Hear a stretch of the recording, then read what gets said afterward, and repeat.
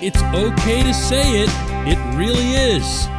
This is a good hockey team that still has a ways to go to get even better, and realistically so. Good morning to you. Good Monday morning. I'm Dejan Kovacevic of DK Pittsburgh Sports, and this is Daily Shot of Penguins. Comes your way bright and early every weekday. If you're into football and or baseball, I also offer up daily shots of Steelers and Pirates, where you found this. The Penguins bombed and then barely beat the Sharks yesterday, 8-5 at PPG Paints Arena. As a great man once spoke, you'd have to be there to believe it. I was there covering it for DK Pittsburgh Sports and couldn't believe the 6-goal barrage in the first period. I still can't. I don't know how a team is kept idle for 13 days in a completely unplanned, unrehearsed way, and then jumps onto a rink against a decent San Jose team. And they are that. I don't think they're great, but I think they're better than most people had expected entering this season, and does that. Just smokes them. And what was that much more impressive was that they did it with their legs, with their skating. They just blew by these guys in the neutral zone. Some of that was transition, but some of it was just raw speed, me versus you. And the Penguins prevailed in a big, big way. Yeah, the Sharks came back, and Casey DeSmith didn't look very comfortable at all in net, looked even less comfortable when he was out of net. And there were a couple of breakdowns. The Sharks came back, made it a game 6-5, and then Evan Rodriguez completed his hat trick to make it 7-5, and Brian Rust completed his hat trick to make it 8-5, and it was wonderful to have hockey back in our city. But the takeaway here is that these guys could do this essentially rolling out of bed. They've now won 8 in a row. They're 18-8-5, fourth in the Metro Division, and a comfortable fourth at that, with the Flyers 9 points back. Flyers, by the way, coming up Thursday night in Philadelphia. And they're in the wild card position in the Eastern Conference. But all of that comes with big asterisks because they've played 2 or 3 fewer games than everyone else. So they've got a lot of games in hand. And, oh yeah, one other thing, they're still missing a ton of guys. Did you look at the list of the players who were unavailable to Mike Sullivan yesterday? Evgeny Malkin is obvious, but there also was Jeff Carter, Kasperi Kapanen, Jason Zucker, Brian Boyle, Teddy Bluger, the equivalent of 2 full National Hockey League lines, with a couple of those guys being stars. Just weren't there. Just weren't, part of the process. And they put up an 8 spot? I don't care what the other team's circumstances were that this occurred. I do care, definitely care, what it means moving forward. This portion of Daily Shot of Penguins is brought to you by the good people at the Greater Pittsburgh Community Food Bank, where they're committed to providing food for all of our neighbors in need across Western Pennsylvania. They, in turn, need your help. Find out how $1 can be turned into 5 full meals for those in need. Visit pittsburghfoodbank.org.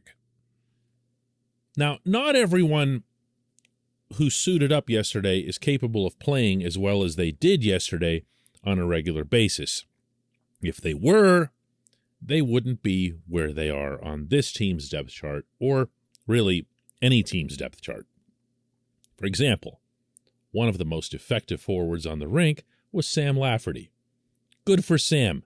He's made real strides this season in terms of grasping what he needs to do to stay in the National Hockey League. Drew O'Connor, I thought, was outstanding. If he'd had even a little bit of puck luck, he would have lit the lamp as often as Rodriguez and Russ did. But the fact that they're even in this circle is nuts. This team is now 5.5, I could say, forward lines deep. 5.5 forward lines deep.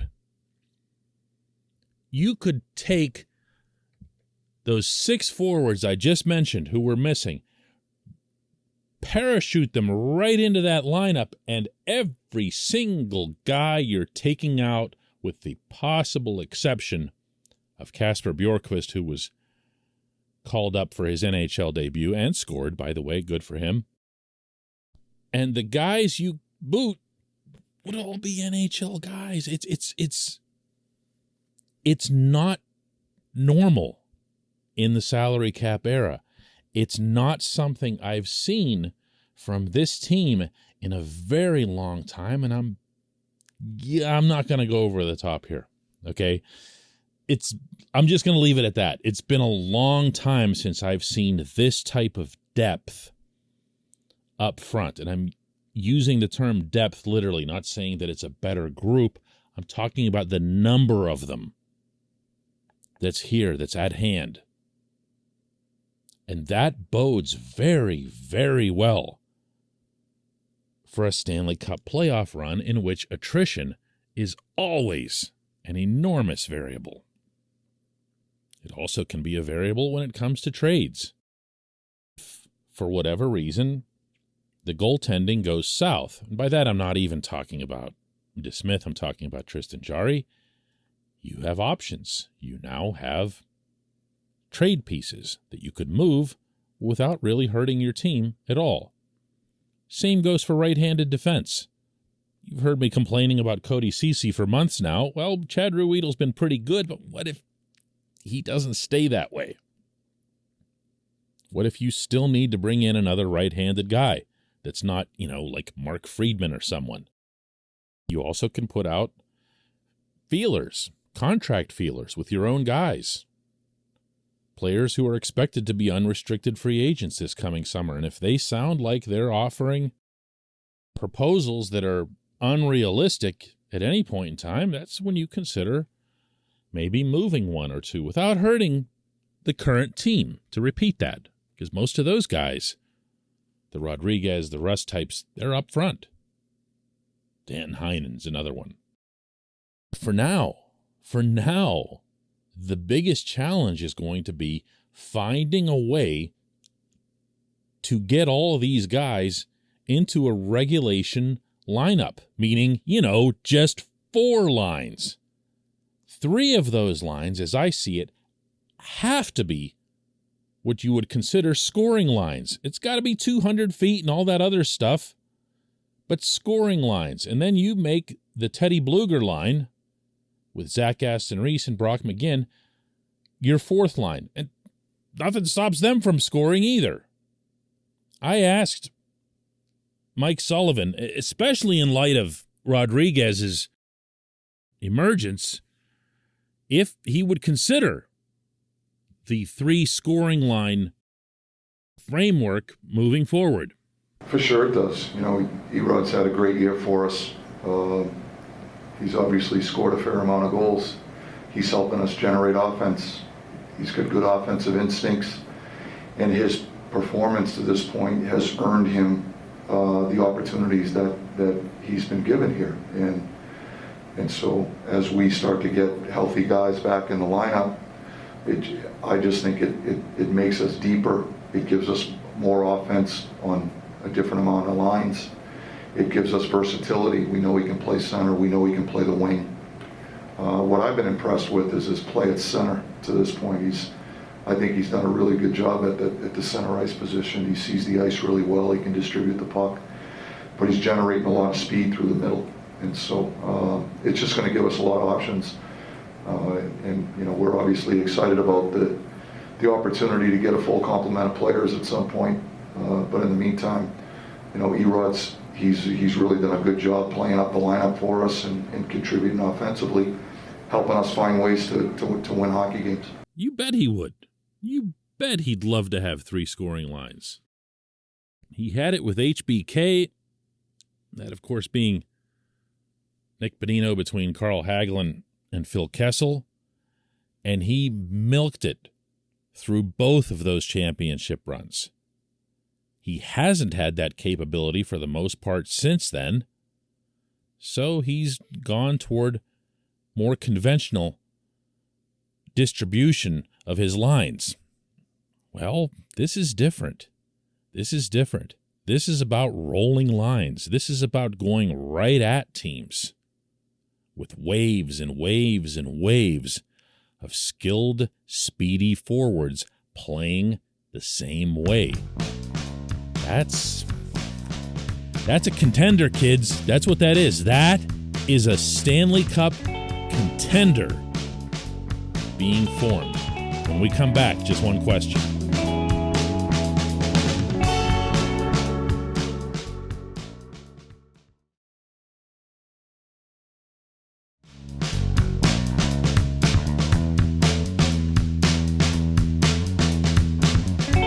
It's time for Just One Question. That's brought to you always on this program by Fubo TV. The monthly cost of cable is over $200. Fubo TV is $65 a month to watch all the same channels, including AT&T Sportsnet Pittsburgh. And right now, Fubo TV is offering our listeners of this show a 7-day free trial and 15% off your first month.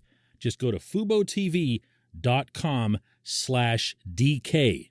FuboTV.com/DK.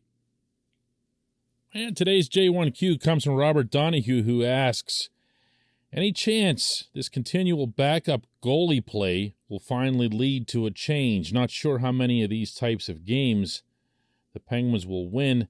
Can't expect them to score 5+ goals every time the backup starts. And Robert, without mentioning Casey DeSmith, it's pretty clear you're not exactly wild about his performance to date.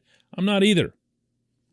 And when everyone was singing about DeSmith's sudden reversal where he, snapped his fingers and performed brilliantly a couple of weeks ago, and I asked Casey after the game what led to that, and he said it was just his skates. He wasn't comfortable in them, and as a result, he wasn't playing as much on his toes and taking away angles, and it became a storyline, I'm sure, for a lot of people, and it just wasn't for me. I came here and spoke with you the following morning, said just like, hang on, because there's some real bad signs there.